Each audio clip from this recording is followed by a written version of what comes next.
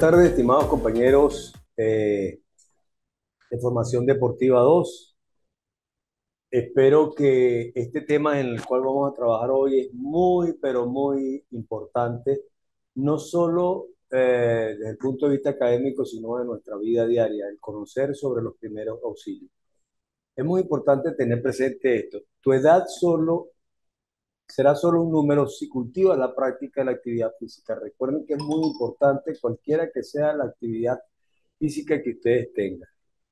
Es necesario de alguna manera que tengamos presente que esta actividad que vamos a tener hoy, ¿verdad? Es la penúltima actividad, si se quiere, en este trimestre. Les voy a hablar sobre la cuarta actividad. La cuarta actividad es una mega bailanta que tenemos el día 27 en el Parque Quirimarí a las 2 de la tarde en la cancha techada del Parque Quirimarí, ¿verdad? En San Cristóbal. Por favor, les agradezco a las personas que de alguna manera están en la zona metropolitana de acá del Táchira puedan asistir. Los que no tienen como trabajo, ¿verdad? Un video de 10 minutos en una bailoterapia que ustedes muy bien puedan escoger. Bien sea Fitcomba, Zumba, Salsa, Fit Salsa, Soul Dance, lo que ustedes quieren, pero el video tiene que ser de 10 minutos. Si el video es menos, de ahí de 10 hacia abajo, vamos eh, restando de alguna manera el 25% que corresponde a esa actividad. Entonces, no se dejen, ¿verdad? Quitar la nota. La nota es de ustedes, la calificación es de ustedes, y de esa forma tenemos que estar presentes allí. ¿Ok? Vamos a comenzar nuestra clase de hoy por algo muy importante. Es necesario conocer de los primeros auxilios. ¿Por qué de los primeros auxilios? Porque esto nos puede permitir de alguna manera salvarle la vida a alguien o a nosotros mismos, porque ya vamos a ver con ciertas maniobras que podemos realizar para poder eh, tener estable a una persona o prestarle el auxilio que se desea para que esa persona no se vea en aprietos de salud. En toda casa, en toda actividad laboral, en toda actividad deportiva, debe existir un maletín de primeros auxilios. Y antes de ese maletín tenemos que tener una ficha a las personas que de alguna manera hacen frecuencia dentro de ese sitio, para tener al tanto de que si no tienen alguna anomalía de base, una enfermedad de base, o de repente puede tener también si es alérgico a algo.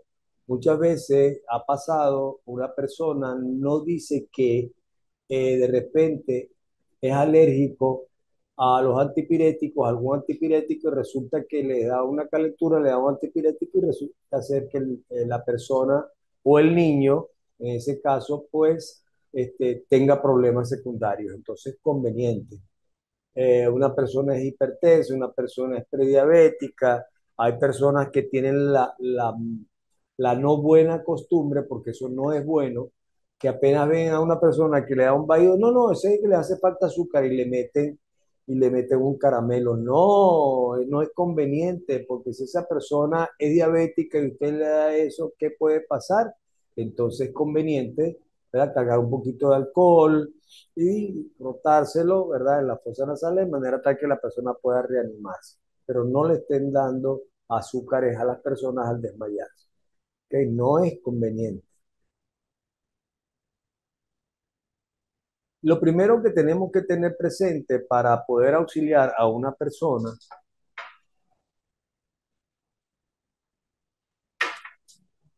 es la frecuencia respiratoria. Una persona presenta una frecuencia respiratoria de 16 a 20 por minuto. Si una persona tiene por debajo de eso, ella tiene que, inmediatamente determinamos que tiene alteraciones, bien sea por fiebre, por enfermedades pulmonares crónicas, por ejercicios intensos, por enfermedades metabólicas. ¿Ok? Entonces, o algún evento. Por ejemplo, una persona viene caminando, le sale un perro, sale corriendo y la persona a la cuadra no tiene aire, o sea, téngalo por seguro que eso es eventos que de alguna manera se pueden presentar. Entonces, tengamos presente. Otra de las cosas que tenemos que tener es la frecuencia cardíaca, es el bombeo de sangre que realiza el corazón en un minuto. ¿Cómo podemos saber si una persona es normal? Bueno, aquí aparece en la lámina hasta 100 latidos cardíacos por minuto. Particularmente nosotros manejamos, los entrenadores manejamos hasta 90, trabajamos por niveles de 0 a 90. ¿Por qué se habla de 0 a 90? Porque hay personas que tienen 38, 40, 45, o sea, sufren de bradicardia por vías del ejercicio y imagínense ustedes cuando esa persona vaya a tener, por ejemplo, pulsaciones de 140, imagínense cómo ese corazón hizo ese bombeo de manera lenta, que eso es lo que se busca. Entonces, por eso se realiza el ejercicio, para que de alguna manera se pueda mantener ese bombeo de sangre de la manera más lenta posible. ¿Ok? Entonces, tenemos que ver que una persona ya con 100 latidos, particularmente si es una persona joven, hay que preguntarle, tiene padres hipertensos, come demasiada sal. O sea, hay que hacer realmente preguntas porque no es, no es fácil una persona joven tener 100 latidos cardíacos por minuto. Y eso se trabaja siempre en niveles. El primer nivel nosotros lo trabajamos de 0 a 90, el segundo más de 90 a 130, el tercero lo manejamos de más de 130 a 169 pulsaciones por minuto. Luego viene el otro nivel que es de más de 169 a 189 y el de más de 189 a 209. ¿Ok? Entonces, se puede dar el caso que de repente uno esté hablando y el muchacho tenga por la actividad 214 pulsaciones por minuto. Entonces dice, me voy a morir. No, la idea no es esa. La idea es que, hey, párate, no puedes continuar. Vamos a esperar que baje tus pulsaciones y vuelvas a tu normalidad.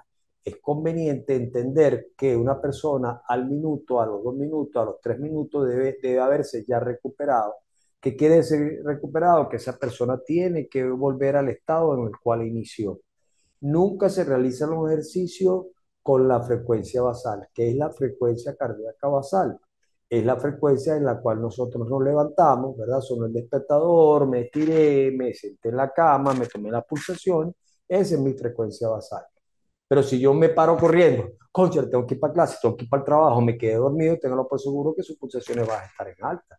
Entonces es conveniente siempre hacer ese tipo de arreglos para saber cuál es tu pulsación basal. Nosotros tenemos que también observar que una persona para realizar ejercicios debe estar, para comenzar, debe estar máximo en 130 pulsaciones por minuto. Por eso es conveniente tomar las pulsaciones. ¿Dónde tomamos las pulsaciones? En la arteria radial con los dedos índice y medio, con medio y anular, ¿verdad? Pulsamos un poquito, ahí deben sentirse los latidos. Debajo de la tetilla izquierda, en la temporal, ¿verdad? En la carótida. Convenientemente en la carótida, para niños pequeños no, porque ellos no saben hacer esta toma, sino que ellos hacen esta toma. ¿Ok? Y apretan. Al apretar, están trancando el mayor pase de sangre y oxígeno hacia el cerebro y de repente puede haber un desmayo. La otra parte, detrás de la cavidad poplitea, detrás de la rodilla, ahí pueden también tomarse las pulsaciones. Las pulsaciones normalmente se toman en 6 segundos y se multiplica por 10, en 10 se multiplica por 6, en 15 se multiplica por 4, en 30 se multiplica por 2 o en un minuto. ¿Qué es lo recomendable? Bueno, dependiendo de la actividad que usted esté realizando, si usted considera de que usted está terminando un ejercicio y se quiere tomar las pulsaciones porque el entrenador, porque el profesor de educación física le dijo que tiene que tomarse las pulsaciones, pues usted va rápido y se debe tomarse a máximo en 15 segundos. ¿Por qué? Porque después de 15 segundos muchas personas comienzan su factor de recuperación, o sea, esa persona está dando una falla, no podemos decir que es confiable. ¿Ok? En cambio, en 10 en 6 sí podemos decir que la persona pues todavía no comienza su factor de recuperación, pero hay personas que ya a los 15 ya comienzan a recuperarse como tal. Bien, las alteraciones que puede tener los latidos del corazón y frecuencia cardíaca es por el ejercicio intenso, por enfermedad o por estrés.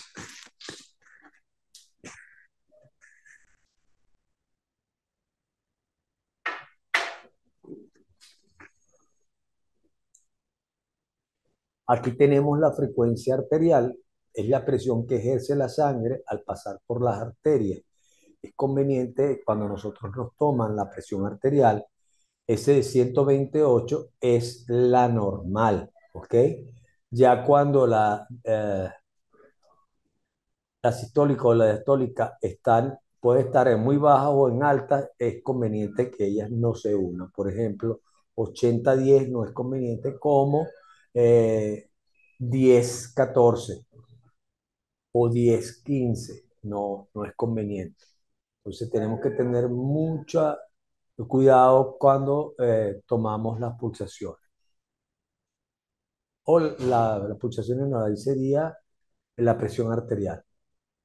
La temperatura. Es indudable que nuestro cuerpo siempre debe estar en la parte normal entre 36 a 37 grados centígrados. Con estas olas de calor, y si estamos en un determinado sitio donde estemos percibiendo los rayos del sol, ténganlo por seguro que nuestro cuerpo va a estar con una temperatura superior a esa. ¿Ok? Cuando una persona tiene 38,5, tiene quebranto, pero todavía no tiene una alteración, una vez de 38,5 en adelante, sí, ahí tenemos que tener cuidado. El cuidado mayor es cuando exceden los 40 grados centígrados. ¿Por qué? Porque tenemos que tener cuidado con las meninges o tenemos que tener cuidado en los niños, sobre todo, alteraciones en la válvula mitral. ¿Ok? ¿Por qué razón se sube la temperatura? Por enfermedades infecciosas, por ingestas de alimentos, una persona que de repente a lo mejor tiene un empacho estomacal y eso le produce pues una alteración de su temperatura. El estrés o otras enfermedades metabólicas. ¿Qué debemos hacer cuando se presentan altas temperaturas? Pues buscar pañitos de agua fría, ¿verdad? Y pasarlo para que la persona de alguna manera, en otras cosas recomiendan bañarse. Eso de bañarse puede producir, hay gente que dice, no, mételo en un balde de agua fría o de hielo. No, hey, cuidado con eso, tengan mucho cuidado.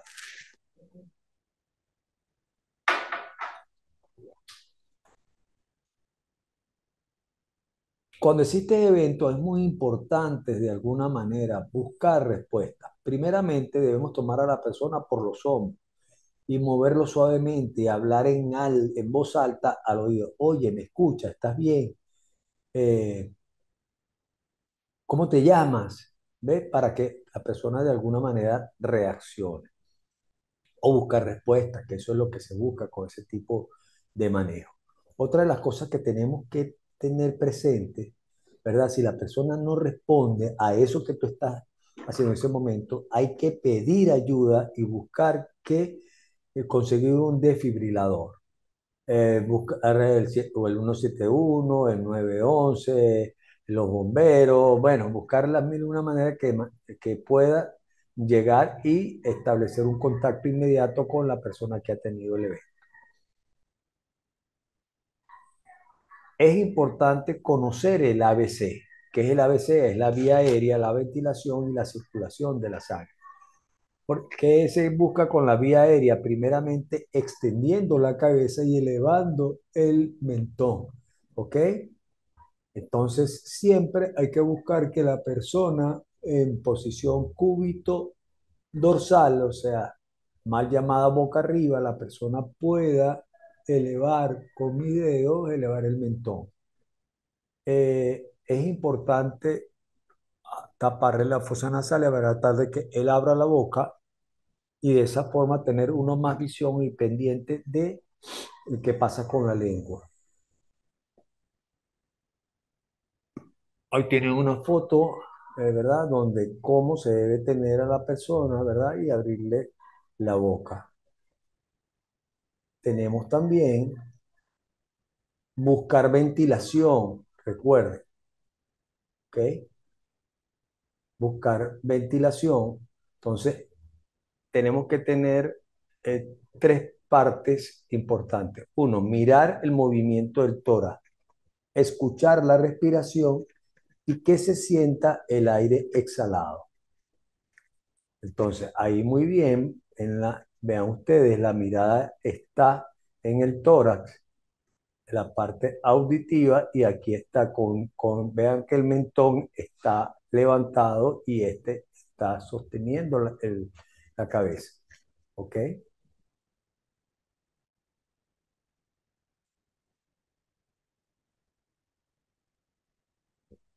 También tenemos que tener presente la circulación. Primeramente, ver si la persona tiene pulsaciones. ¿Dónde lo tenemos ahí? Observe en la arteria radial con los dedos índice y medio, ¿verdad? Hacemos un poquito de presión y observamos si hay pulsaciones. Y si no, vamos a la carótida inmediatamente de esta forma para poder sentir si tiene. Viene otra, yo considero uno de las ayudas importantísimas que tenemos que conocer, que es el RCP. El RCP es la reanimación cardiopulmonar. Vean ustedes cómo se coloca la mano, ¿verdad? Bien sea la izquierda sobre la derecha o la derecha sobre la izquierda, en este caso, y se coloca en el plexo, o sea, en el tórax. ¿Ok? Aquí nos dicen mantener los codos estirados, coloca los hombros directamente encima de las manos, con el peso de la parte superior de tu cuerpo, presiona el pecho hacia abajo unas 2 pulgadas, pero no más de 6 centímetros. Presiona el pecho con firmeza a un ritmo de 100 a 120 compresiones por minuto para poder dar esa reanimación cardiopulmonar, ¿ok? Ya que no tenemos el choque que de alguna manera eléctrico puede tener para poder darle reanimación. Existe la otra, que es la respiración boca a boca, es cuando colocamos a una persona de cúbito dorsal, observamos que le tapamos las fosas nasales, el mentón hacia arriba y hacemos insuflaciones, que es soplar para que le entre aire de alguna manera, observar si el tórax se ha levantado. Cubrir firmemente con la boca de la persona afectada, cerrar la nariz apretándolo con los dedos, mantener la barbilla o el mentón levantado y la cabeza inclinada, dar 2 insuflaciones. La insuflación debe tomar alrededor de un segundo y hacer que el pecho se levante. Aquí ahí tenemos una forma de hacer reanimación cardiopulmonar a los niños.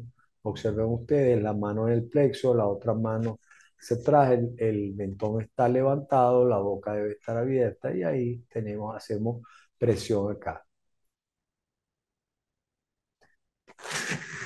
Una de las maniobras que de alguna manera hemos visto alguna vez o de repente por no conocer hemos pasado un gran susto. Desde el punto de vista personal o en algunos de nuestros familiares o amigos. Se llama la maniobra de Heimlich. La maniobra de Heimlich consiste o viene a través de un atragantamiento. La persona se atraganta con algo, ¿verdad? Y sufre una asfixia mecánica y eso le puede producir lamentablemente la muerte. Entonces, ¿qué debemos nosotros de alguna manera tomar por la parte de atrás, ¿verdad? Con los brazos hacia adelante, hacer una especie de candado, hacer buena presión y atraer hacia tu cuerpo a la persona para que la persona pueda expulsar de alguna manera, ¿verdad? Lo que le produjo ese atragantamiento.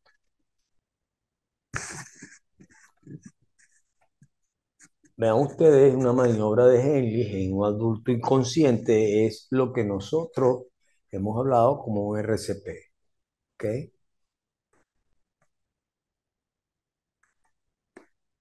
Las hemorragias.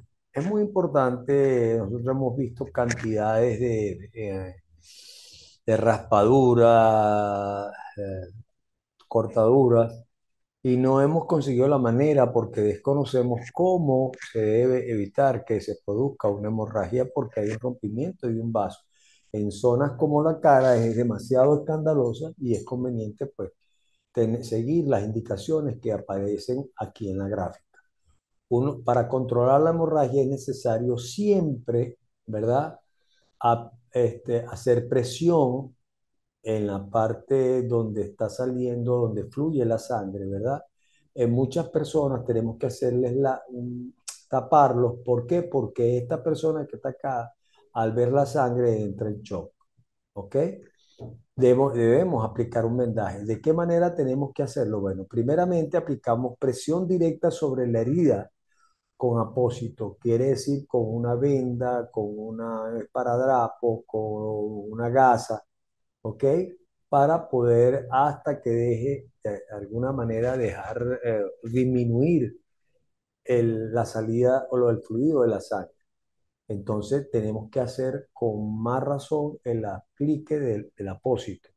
Y seguidamente, una vez dejada allí el apósito o la esparadrapo, que nosotros queramos usar o hemos usado, hacerle un vendaje compresivo. ¿Qué quiere decir un vendaje compresivo? Que debemos presionar bastante para que esperar que la persona llegue a un hospital o donde el sitio donde los puedan atender de mejor manera los profesionales. Entonces, es importante tener esto presente. Otra de las cosas que también podemos tener, aplicar presión directa en las heridas externas. Vean ustedes una herida cerca de la muñeca con un trozo de tela esterilizada o con la mano y mantener la presión hasta que el sangrado cese.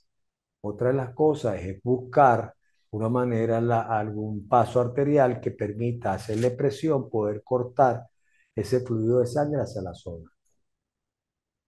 Si el sangrado no se detiene, ¿verdad? Después de 15 minutos de aplicar la presión directa, aplicar presión con fuerza en uno de los siguientes puntos ubicados entre la herida y el corazón, utilizar el torniquete como última medida. Agarrar,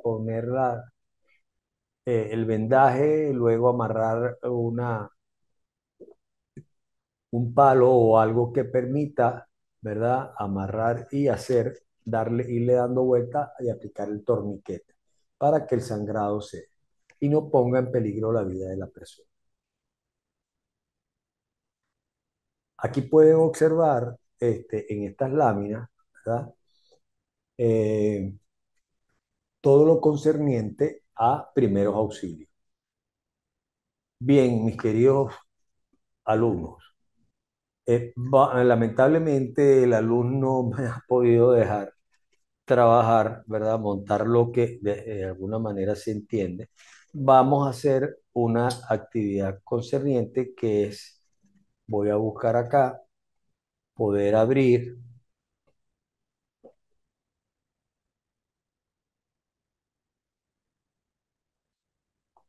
Si me da la posibilidad, se los montaré en el trabajo. No es un trabajo mío, es un trabajo de la autoría de un colega que trabaja con esto. Y me parece el tema extremadamente importante que es el doping. ¿Ok? Muchas veces las personas creen que tomando ciertos medicamentos o exagerando la toma de algunos alimentos ergogénicos, no puede existir doping. Entonces, tengamos cuidado con eso porque existe de alguna manera las personas que son competidores, que tienen rango, puede ser nacional, regional, no saben en qué momento le puedan hacer un doping, ¿verdad? Eso no tiene que pedirse permiso, simplemente llegan a una competencia y de repente está. Por ejemplo, ahorita que está muy de moda el CrossFit, llega a una competencia de CrossFit, toman una muestra aleatoria de las personas y resulta ser que al hacer el examen, ¿verdad? Les llega a los días una notificación en la cual le dicen que esa persona, lamentablemente, pues es una persona que está utilizando sustancias prohibidas. Vamos a hablar de los causales del dopaje. Primeramente, presencia. ¿Qué significa eso? De sustancia prohibida en una muestra tomada al atleta. Puede ser una muestra de sangre, una muestra de orina. Uso o intento de uso de una sustancia o métodos prohibidos. Negación. A realizar un control luego de haber sido notificado, a usted le llega una notificación que usted va a ser tomado en cuenta para una muestra, para recogerle una muestra antidoping, usted se niega, eso es un grave error porque entonces ya usted pasa a ser una persona, ¿verdad?, que está tildada de que se puede estar dopando. Error al registrar la información sobre el paradero del atleta durante los entrenamientos, o sea, dónde entrena, qué pasa, porque ya lo van a ir a revisar. Alteración de cualquiera de los pasos del protocolo de control. Usted no se puede exceder. Si usted tiene que seguir un protocolo para las muestras. Posesión de una sustancia o métodos prohibidos. Eh, Hablaba yo en una clase en estos días de que yo fui atleta de alto rendimiento, ¿verdad? Y soy asmático alérgico. Muchas veces me tocaba inhalar algar salbutamol, ¿verdad? En la medida de los tiempos, era una combinación de salbutamol y budenosida. Entonces, ¿qué pasa? Dependiendo de las crisis, sobre todo en los cambios de clima, pues me daba el asma de alguna manera más frecuente y para poder salir de las crisis tenía que bombearme mucho. Entonces yo digo que si a mí me hubiese tocado en ese momento que me hicieran un doping, pues no me hubiesen dejado competir, me hubiesen suspendido de por vida porque en verdad hice uso demasiado de ese tipo de sustancias. Otra de las cosas es el tráfico de cualquier método o sustancia contemplada en el código. Administración o intento de suministrar alguna sustancia prohibida a un atleta sin su consentimiento. Eso muchas personas de repente, y se han visto casos a nivel del ciclismo, se ha dado el caso también en el béisbol, se ha dado el caso también en el fútbol, que personas han sido sometidas a algunos doping y han dicho que es el entrenador o el allegado, que es el que le ha estado dando ese tipo de cosas. Pero eso ya no tiene creencia. El atleta tiene que ser muy cuidadoso hoy en día de lo que el medicamento que de alguna manera le pueden estar suministrando. Es muy importante no automedicarse. El acto mediante el cual un atleta o deportista ingiere o se aplica algún medicamento sin la valoración médica respectiva. En la mayoría de los casos por influencias de terceros, entrenadores, kinesiólogos, masajistas, otros atletas o familiares. Peligros de la automedicación. Todos los medicamentos tienen efectos secundarios. Tomarlos cuando su cuerpo no los necesita puede causar un grave daño a tu organismo y destruir tu carrera deportiva. Igualmente, las campañas que fabrican los suplementos nutricionales no están apropiadamente reguladas ni supervisadas. Es decir, un suplemento no siempre es complemento natural. Podría contener sustancias prohibidas. Es conveniente aquellas personas que de repente están entrando o ya están metidos dentro del mundo de la actividad física, entender de que tomar exceso creatina o tomar batidos de proteína o cualquier sustancia ergogénica en demasía puede de alguna manera, ¿verdad?, dar positivo a la hora de realizar un doping. ¿Qué le ocurre a un atleta que utiliza esteroides? Es muy importante, los músculos se tornan grandes, pero te puedes volver dependiente de ellos y además causarte lo siguiente: acné, calvicie, riesgo cardiovascular, riesgo hepático, alteración del sueño, tendencias depresivas. ¿Qué le ocurre a un atleta que utiliza EPO? La eritroproyectina ayuda en la forma que tu cuerpo utiliza el oxígeno, pero te puede causar la muerte porque la sangre se torna más densa y pegajosa. ¿Ok? te hace subir los niveles de hemoglobina y ahí es donde puede, la sangre se pone más pesada. Te hace sentir más débil, aumenta tu presión sanguínea, te produce taquicardia y también calambre. ¿Qué le ocurre a un atleta que utiliza estimulantes? Los estimulantes son utilizados para incrementar la ventaja competitiva, pero solo durante la competencia, produciendo los siguientes efectos secundarios: insomnio, temblores involuntarios, descoordinación motora, ansiedad y agresividad y síndrome vertiginoso. ¿Qué le ocurre a un atleta que utiliza enmascarantes? Así se definen los diuréticos. Hay personas que buscan tomar diuréticos, ¿verdad? Láser, por ejemplo, y entonces creen que eso los va a tapar y eso resulta que de alguna manera son descubiertos. Eso puede producir desmayos, mareos, deshidratación, calambres, hipotensión, pérdida de la orientación y desórdenes cardíacos.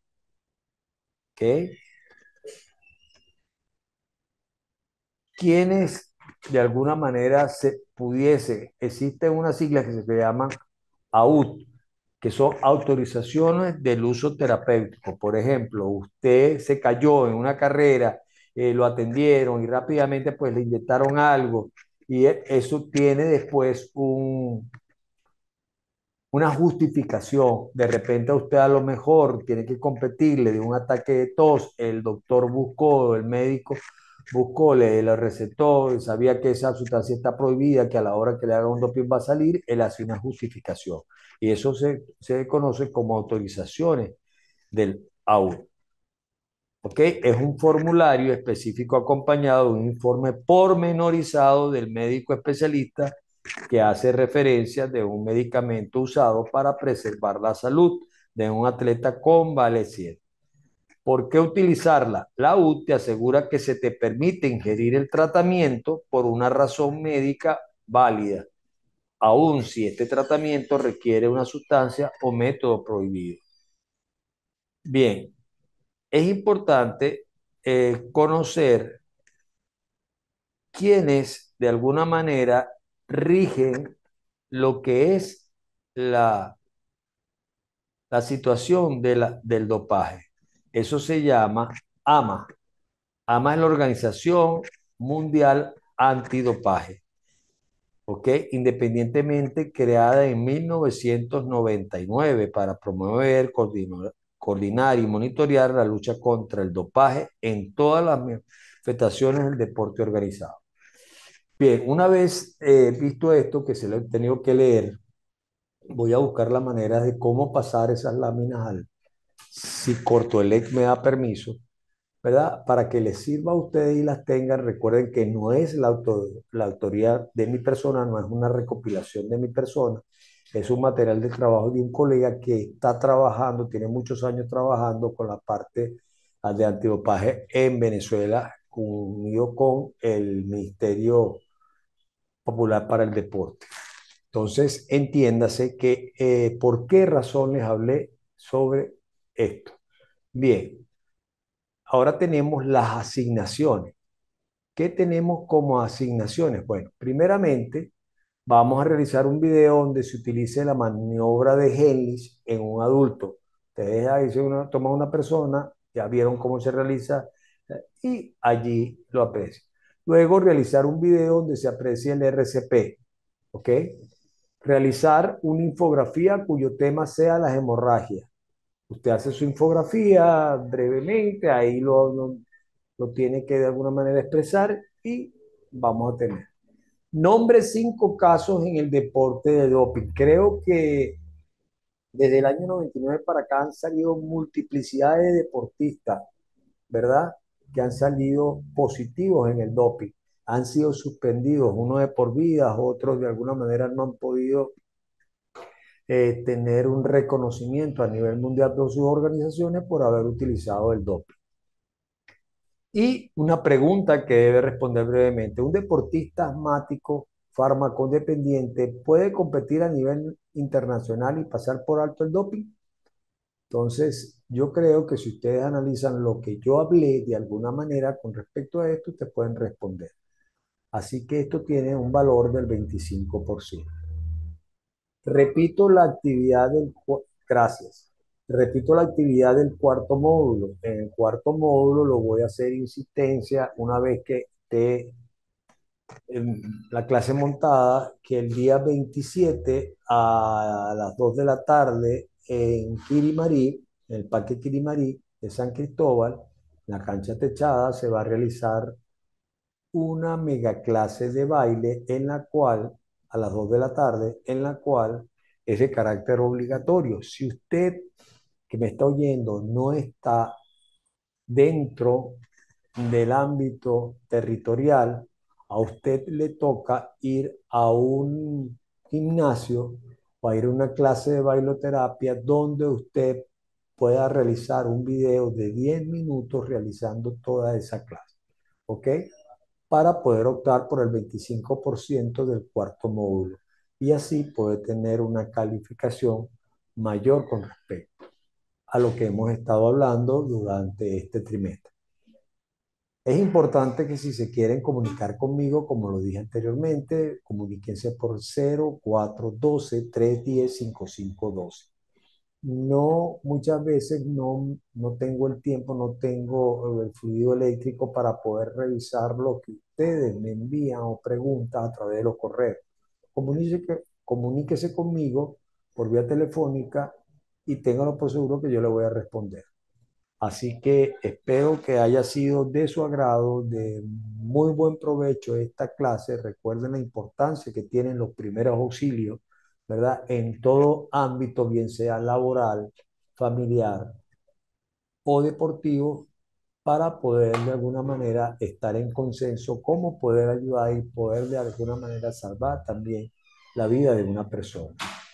Igualmente, la importancia que tiene el dopaje dentro del aspecto de la actividad física y deportiva en el mundo.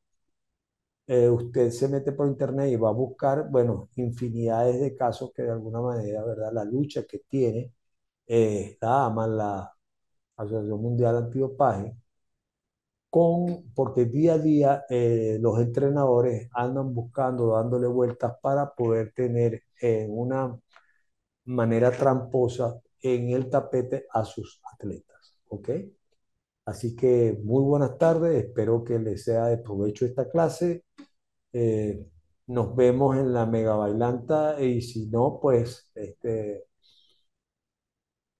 bienvenidos más adelante o si ustedes quieren realizar una videollamada o quieren contactarme, pues ya saben por dónde hacer. Así que buenas tardes y tengan un feliz provecho.